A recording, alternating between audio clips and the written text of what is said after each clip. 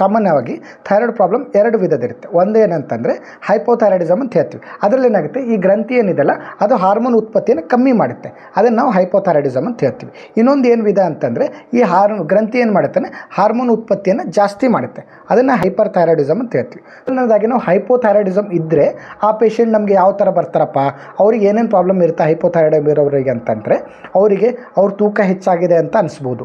ಆಮೇಲೆ ಇನ್ನೊಂದು ಏನಾಗುತ್ತೆ ಅಂತಾರೆ, ಅವರಿಗೆ ಚಳಿ ತಡ್ಕೊಳಕ್ಕಾಗಲ್ಲ. ಆಮೇಲೆ ಕೆಲವೊಬ್ರಿಗೆ ಏನಾಗುತ್ತೆ ಅಂದರೆ ತಲೆಯಲ್ಲಿರೋ ಕೂದಲು ಜಾಸ್ತಿ ಬೀಳ್ತಾ ಇರುತ್ತೆ. ಇನ್ನು ಕೆಲವೊಬ್ರಿಗೆ ಏನಾಗುತ್ತೆ, ಅತಿಯಾದ ಆಯಾಸ ಆಗ್ತಾ ಇರುತ್ತೆ, ಸುಸ್ತಾಗುತ್ತೆ, ಏನು ಕೆಲಸ ಮಾಡಬಾರ್ದು ಅನ್ನೋ ಥರ ಅನಿಸುತ್ತೆ.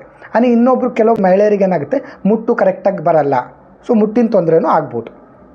ಮತ್ತೇನು ಪ್ರಾಬ್ಲಮ್ ಬರುತ್ತಪ್ಪ ಅಂತಂದರೆ, ಕೆಲವೊಬ್ರಿಗೆ ಏನಂತಂದರೆ ಇಲ್ಲಿ ಕುತ್ತಿಗೆಯಲ್ಲಿ ಊತನೂ ಬರ್ಬೋದು.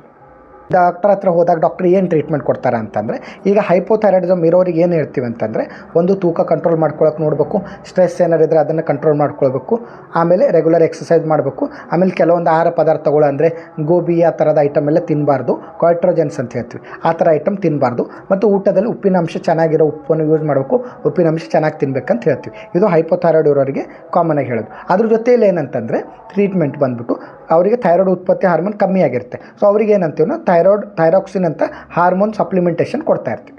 ಸೊ ಇದೇ ಥರದ ಉಪಯುಕ್ತ ಮಾಹಿತಿಗಾಗಿ ಅಥವಾ ನಿಮ್ಮ ಮನೇಲಿ ಯಾರಿಗಾರ ಬೇರೆ ತೊಂದರೆಗಳಿದೆ, ಈ ವಿಡಿಯೋನ ಅವ್ರಿಗೆ ಶೇರ್ ಮಾಡಿ, ಮತ್ತು ಇದೇ ಥರ ಮಾಹಿತಿಗಾಗಿ ಚಾನಲ್ಗೆ ಸಬ್ಸ್ಕ್ರೈಬ್ ಮಾಡಿ. ನಮಸ್ಕಾರ.